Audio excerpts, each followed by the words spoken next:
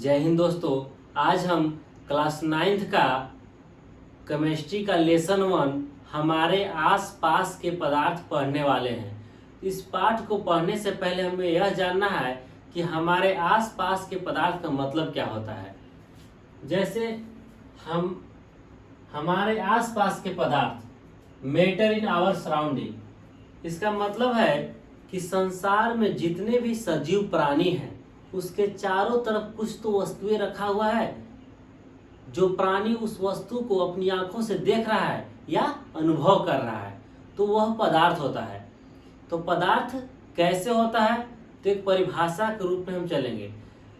तो संसार की वे सभी वस्तु जिसमें द्रव्यमान हो, भार हो, आयतन हो तथा जो अवरोध उत्पन्न करे उसे पदार्थ कहते हैं।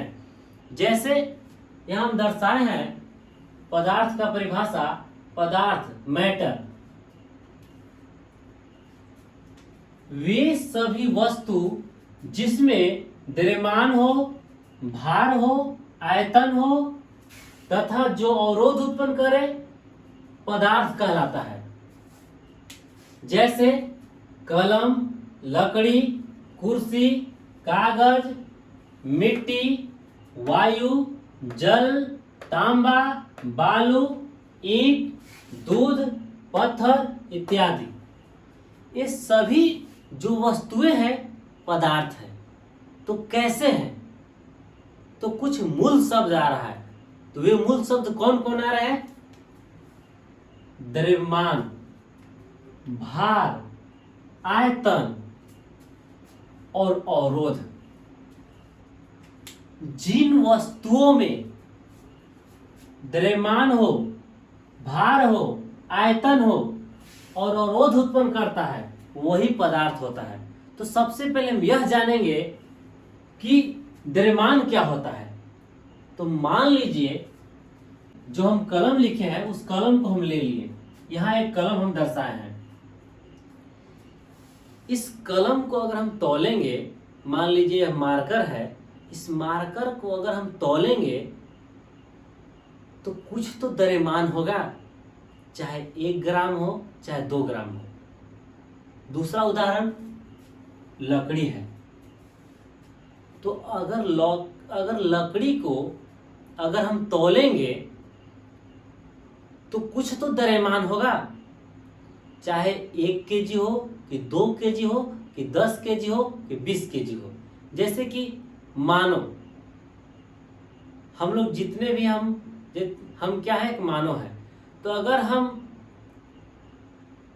अगर किसी मानव को अगर हम तौलेंगे तो उसका कुछ तो द्रव्यमान होगा, चाहे 40 केजी हो, चाहे 10 केजी हो, चाहे 20 केजी हो, चाहे 50 केजी हो। मान लीजिए पत्थर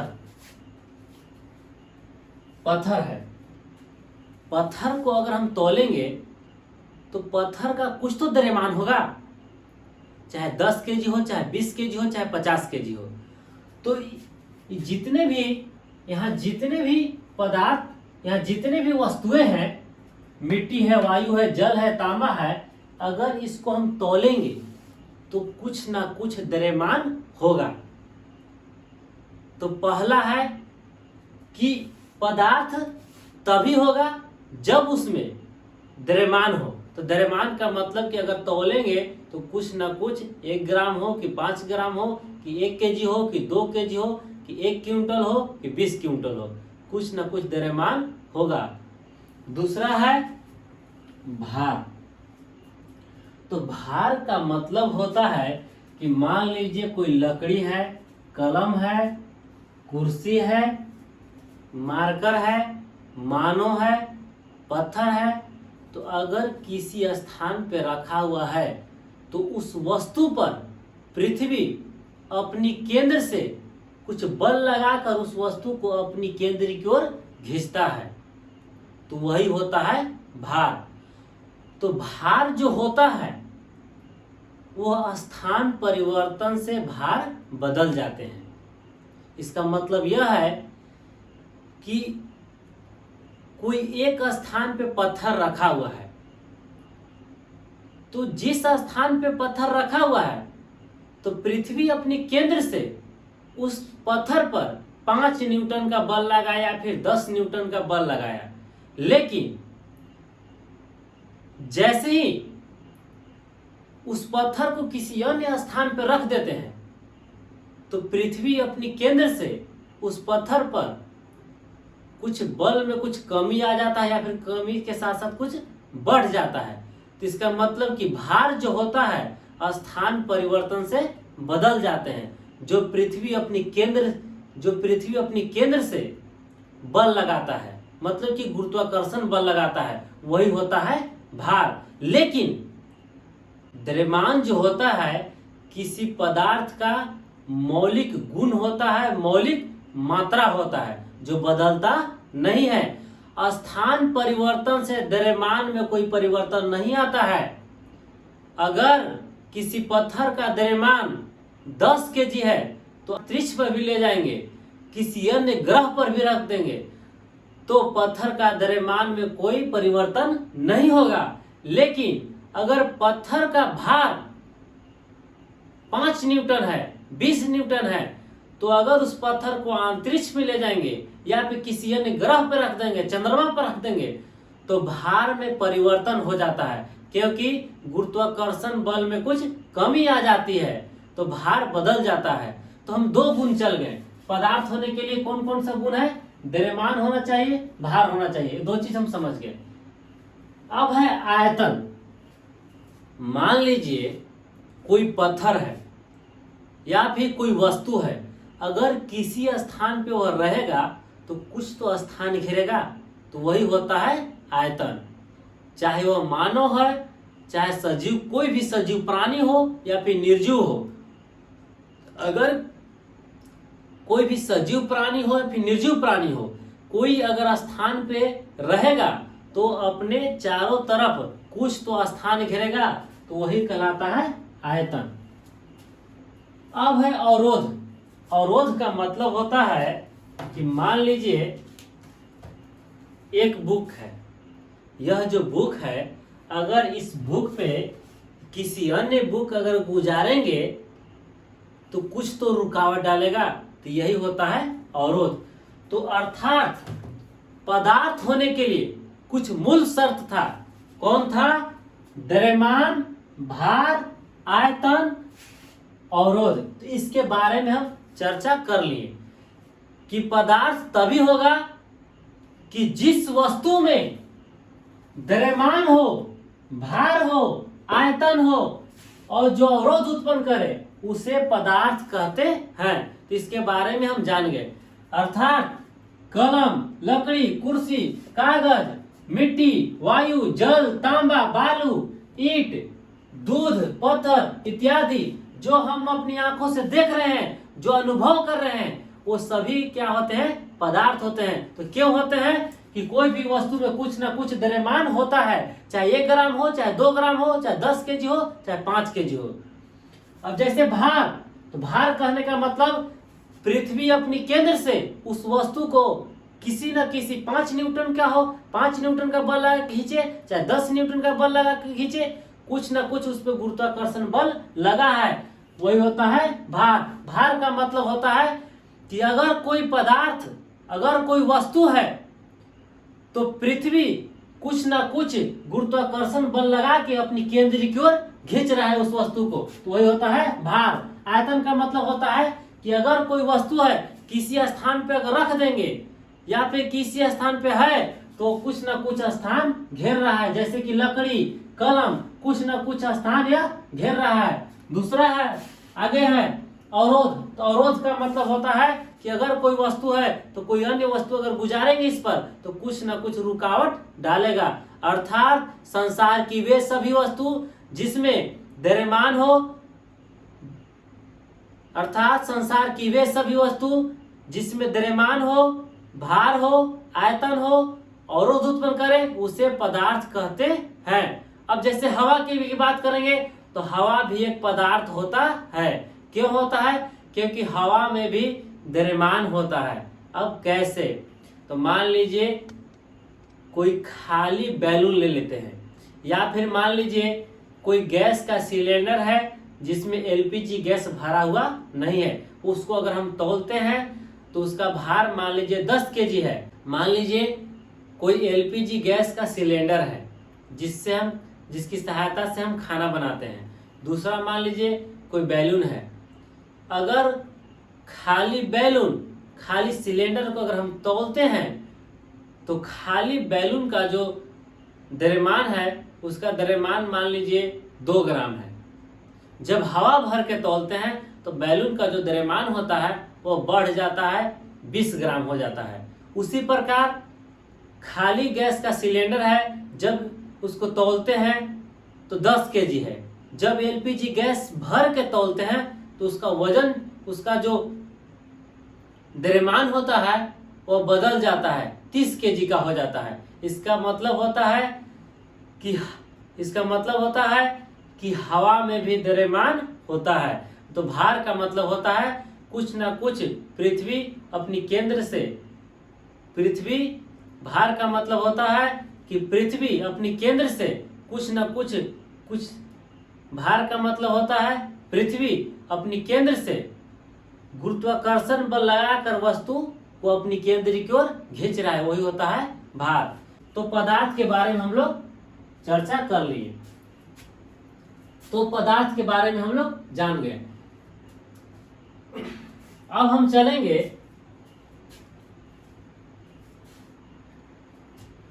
प्राचीन भारतीय ग्रीक दार्शनिक ने, अब हम यह चलेंगे कि पदार्थ किस चीज से मिलकर बना है। तो अनेक वैज्ञानिकों का मत है या फिर अनेक लोगों का मत था कि पदार्थ अनेक चीजों से मिलकर बना है। अब हम आगे चलेंगे प्राचीन भारतीय और ग्रीक दार्शनिक। इसका मतलब यह है कि आगे हमको यह चलना है कि पदार्थ किन चीजों से मिलकर बना है। तो प्राचीन भारतीय तो मतलब कि पहले के जो भारतीय लोग थे, और ग्रीक दार्शनिक मतलब कि यूरोप महाद्वीप में अनेक देश हैं, जिसमें एक देश है यूनान में एक भाषा बोली जाती है ग्रीक। तो ग्रीक दार्शनिक, तो प्राचीन भारतीय और ग्रीक दार्शनिक का विचार है कि पदार्थ 5 तत्वों से मिलकर बना है।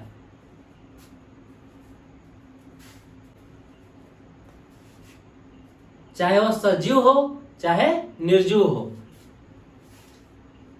क्षितिज अर्थ, जल वाटर, अग्नि फायर, हवा एयर, आकाश स्काई। मतलब कि प्राचीन भारतीय और ग्रीक दार्शनिक का विचार था कि कोई भी वस्तु संसार में जितने भी सजीव प्राणी हो या फिर निर्जीव प्राणी हो, वह 5 तत्व से मिलकर बने हैं। क्षितिज, जल, अग्नि, हवा, आकाश। यही 5 तत्व से मिलके पूरा सृष्टि का निर्माण हुआ है। और सृष्टि में जितने भी सजीव प्राणी हैं या फिर निर्जीव हो, उनका भी निर्माण इन्हीं 5 तत्वों से हुआ है। समय बीतता गया और आधुनिक वैज्ञानिकों ने पदार्थों को गुण के अनुसार बांटा। रासायनिक गुण और भौतिक गुणों के आधार पर पदार्थ को निम्न भागों में बांटा है, जो हम आगे चलेंगे। लेकिन अब इसमें चर्चा करना है कि पदार्थों की भौतिक स्वरूप। पदार्थों का भौतिक स्वरूप का मतलब होता है, पीछे हम पढ़े कि पदार्थ 5 तत्व से मिलकर बना है, क्षितिज, जल, अग्नि, हवा, आकाश। लेकिन जैसे आगे बढ़ता गया तो कुछ विचारकों का विचार था पदार्थ जो है वो किस चीज से मिलकर बना है। तो प्राचीन विचारकों का मत था कि पदार्थ किस चीज से मिलकर बना है। तो कुछ अन्य विचारक का मत था कि पदार्थ रेते के समान होते हैं। जैसे कि हम दर्शा है अनेक विचारक का मत था पदार्थ कणों से मिलकर बने होते हैं। जो अलग अलग विचारक का अलग अलग मत था। पदार्थ लकड़ी के गुटके के समान होते हैं। पदार्थ रेत की तरह कणों से मिलकर बने होते हैं। मतलब कि पदार्थ जो होते हैं छोटे छोटे कणों से मिलकर बने होते हैं। तो किसी अन्य विचारक का मत था कि पदार्थ रेत की तरह छोटे छोटे कणों से मिलकर न बने होते हैं, वे लकड़ी के समान गुटके के समान होते हैं। मत को हम प्रयोग द्वारा साबित करेंगे कि पदार्थ लकड़ी के गुटके के समान होता है कि रेत की तरह कणों के समान होता है। तो हम प्रयोग द्वारा चलेंगे। जैसे मान लीजिए कि यहाँ 4 बीकर है, 4 शीशे का पात्र यहाँ रखा हुआ है। तो हमको साबित करना है कि पदार्थ लकड़ी के गुटके के समान होता है कि पदार्थ रेत के कणों के समान होते हैं, मतलब कि पदार्थ सूक्ष्म होते हैं। तो इसको हम प्रयोग द्वारा साबित करेंगे। मान लीजिए 4 बीकर यहाँ रख दिए हैं। 4 बीकर में स्वच्छ जल यहाँ रखा हुआ है जो साफ साफ आंखों से दिखाई दे रहा है। इसमें भी 100 ml है, इसमें भी 100 ml, इसमें भी 100 ml, इसमें भी 100 ml जल भरा हुआ है। अब हम इस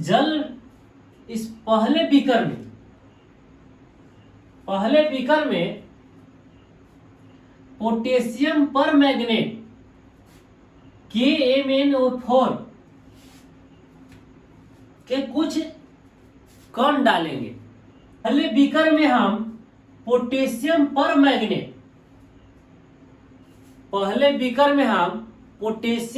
मैग्नेट के कुछ रवे डालेंगे, कुछ कण इसमें हम डालेंगे। जैसे कण डालते हैं तो यह रवे जो होता है जल में विलीन हो जाता है और विलीन होकर जल का रंग बदल देता है।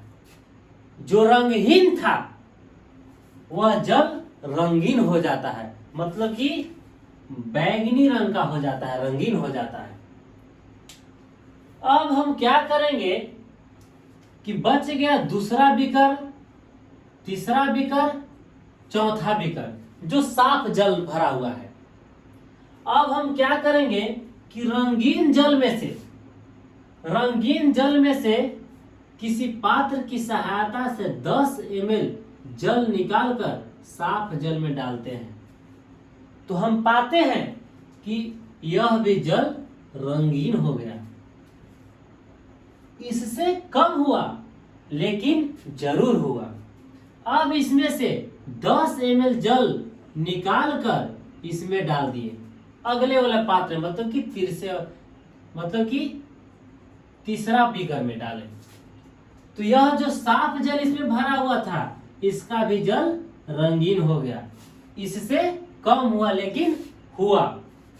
अब इसमें से फिर 10 ml जल निकालकर रंगीन जल चौथे बीकर में डालें जो साफ जल था।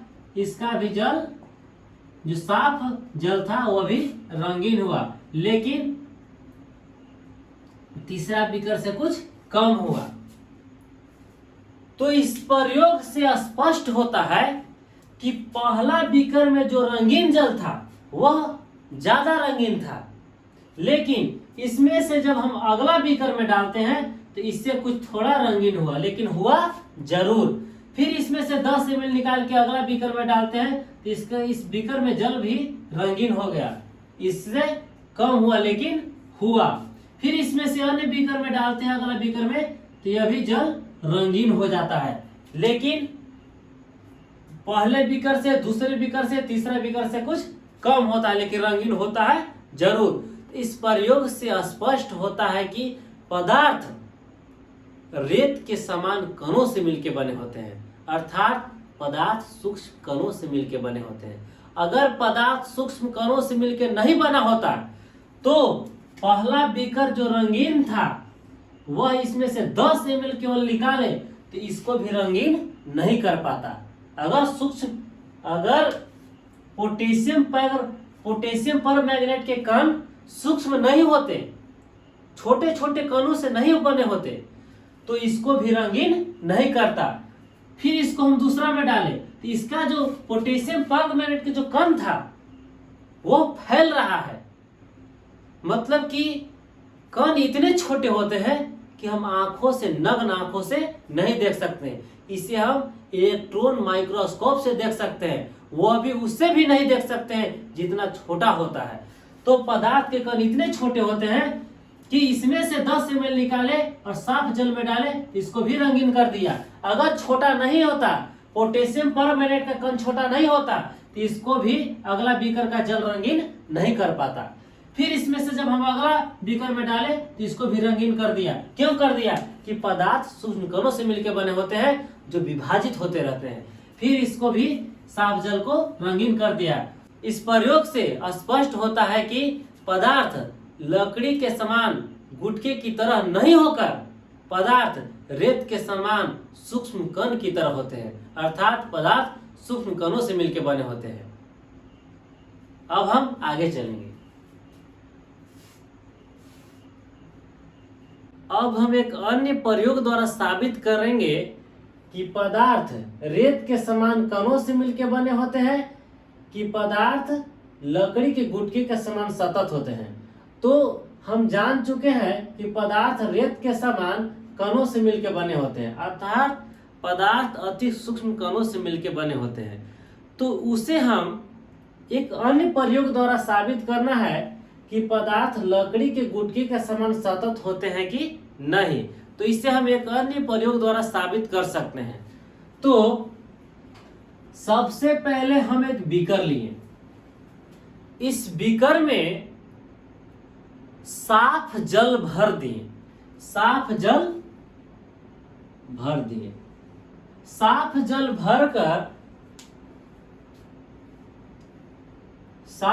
भरकर स्तर को चिन्हित कर दिए। मतलब कि जल की स्तर को हम चिन्हित कर दिए कि इतना जल का स्तर है, न इससे ऊपर है न इससे कम।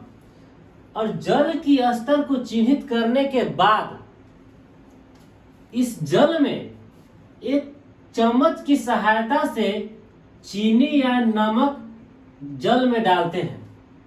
चीनी या नमक इसमें डालते हैं। तो जब चीनी या नमक इसमें डालते हैं तो डालने के कुछ समय बाद एक छड़ लेकर, यह एक छड़ है, एक छड़ लेकर इस चीनी या नमक को जल में घोल देते हैं। जल में घोलते हैं। घोलकर कुछ समय तक छोड़ देते हैं। जब यह चीनी या नमक जल में पूरा विलीन हो जाता है, चीनी के कण छोटे छोटे कणों में विभाजित होते हैं। चीनी या नमक का कण जल में छोटे छोटे कणों में विभाजित हो जाते हैं तो हम छोड़ देते हैं। अगर छड़ की सहायता से चीनी या नमक को नहीं घोलेंगे फिर भी यह घुल जाएगा, लेकिन कुछ समय लगेगा। तो जब यह चीनी या नमक इस जल में घुल जाता है तो हम पाते हैं कि जब चीनी या नमक घुल जाता है तो जब विलयन प्राप्त होता है चीनी या नमक का, तो जल के स्तर में कोई परिवर्तन नहीं होता है। मतलब कि जितना जल का स्तर पहले था, चीनी या नमक के घुलने के बाद भी जल का स्तर उतना ही रहा, मतलब कि कोई परिवर्तन नहीं हुआ। तो आखिर चीनी या नमक गए तो कहाँ गए?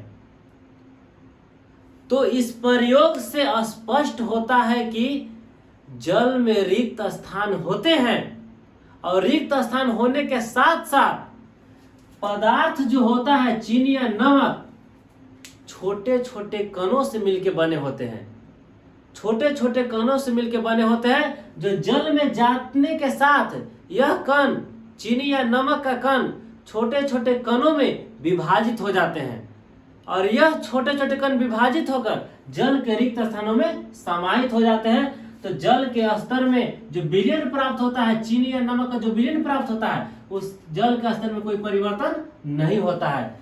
तो इस प्रयोग से स्पष्ट होता है कि पदार्थ अति सूक्ष्म कणों से मिलकर बने होते हैं। मतलब कि पदार्थ लकड़ी के गुटके के समान सतत नहीं होते हैं। अगर पदार्थ लकड़ी के गुटके के समान सतत होता तो जल के स्तर में परिवर्तन हो जाता, मतलब कि जल का जो स्तर पहले था वह बदल जाता, बढ़ जाता, तो जल के स्तर में कोई परिवर्तन नहीं हुआ। क्यों नहीं हुआ? क्योंकि पदार्थ अति सूक्ष्म कणों से मिलकर बने होते हैं। जैसे यहां हम दर्शाए अतः इस प्रयोग से यह स्पष्ट होता है कि पदार्थ लकड़ी के गुटके के समान सतत न होकर अति सूक्ष्म कणों से मिलकर बने होते हैं। अगर पदार्थ सूक्ष्म कणों से मिलकर नहीं बने होते, जल के रिक्त स्थानों में चीनी के कण समाहित नहीं हो पाते। अतः इस प्रयोग से स्पष्ट हो जाता है कि पदार्थ अति सूक्ष्म कणों से मिलकर बने होते हैं।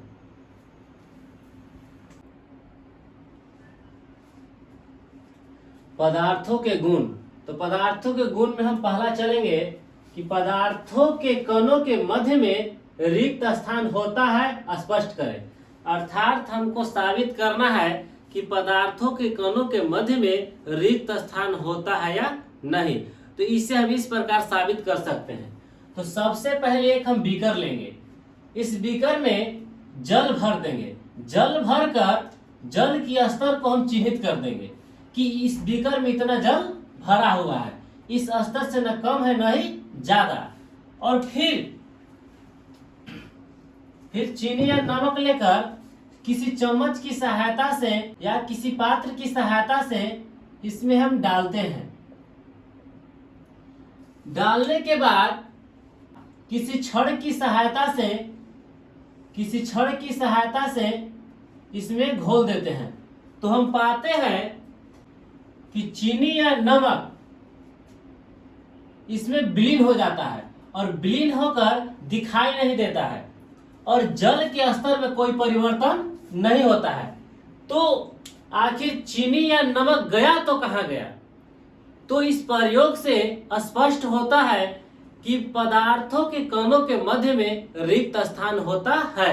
अगर रिक्त स्थान नहीं होता तो नमक या चीनी जल के कणों के मध्य में समाहित नहीं हो पाते और जल के स्तर में परिवर्तन हो जाता है। इसे हम इस प्रकार स्पष्ट करते हैं। अगर हम चीनी या नमक को जल में डालते हैं तो चीनी या नमक के कण कुछ समय बाद जल में विलीन हो जाते हैं और दिखाई नहीं देते हैं। अतः इससे स्पष्ट होता है कि पदार्थों के मध्य में रिक्त स्थान होता है। अगर पदार्थों के मध्य में रिक्त स्थान नहीं होता तो जल के स्तर में परिवर्तन हो जाता। अब पदार्थों के गुण में दूसरा हमको पढ़ना है, पदार्थों के कण निरंतर गतिशील होते हैं, स्पष्ट करें। तो इसे हम इस प्रकार स्पष्ट कर सकते हैं। हम एक बिना जलती हुई अगरबत्ती को लेते हैं तो इसकी गंध जो होती है दूर तक नहीं फैल पाती है। जब इस अगरबत्ती को जलाकर किसी एक स्थान पर रख देते हैं तो इसकी गंध हम तक पहुंच जाती है, अर्थात इसकी गंध कई दूर तक फैल जाती है। तो इससे स्पष्ट होता है कि पदार्थ के कण निरंतर गतिशील होते हैं। अगर पदार्थों के कण निरंतर गतिशील नहीं होते तो अगरबत्ती का गंध हमारी नाकों तक नहीं पहुंच पाता और इसका एहसास हम नहीं कर पाते। तो इसे हम एक और विधि से समझ सकते हैं कि मान लीजिए एक टोकरी में सब्जी रखा हुआ है जो कच्ची सब्जी है। मसाला उसाला डालकर इस सब्जी को हम बनाते हैं तो इसकी गंध हम तक पहुंच जाती है, अर्थात इसकी जो गंध होती है सब्जी के कई दूर बैठे व्यक्ति तक पहुंच जाती है। तो इस प्रयोग से स्पष्ट होता है कि पदार्थों के कण निरंतर गतिशील होते हैं। अगर पदार्थों के कण निरंतर गतिशील नहीं होते तो अगरबत्ती का गंध या सब्जी का गंध हमारी नाकों तक नहीं पहुंच पाती और सब्जी का गंध और अगरबत्ती का गंध हम एहसास नहीं कर पाते। तो इसे हम इस प्रकार स्पष्ट करेंगे, अगर हम इस अगरबत्ती को जलाकर किसी स्थान पर रख देते हैं तो इसकी गंध दूर हम तक पहुंच जाती है। अतः इससे स्पष्ट होता है कि पदार्थों के कण निरंतर गतिशील होते हैं। अगर गतिशील नहीं होते तो किसी भी पदार्थों का गंध हम तक नहीं पहुंच पाता। हम पदार्थों के गुण बता दिए कि पदार्थों के गुण में 2 गुण है। पदार्थों के कणों के मध्य में रिक्त स्थान होता है, स्पष्ट करें। और पदार्थों का निरंतर गतिशील होता है, स्पष्ट करें। अब हम अगले वीडियो में मिलेंगे।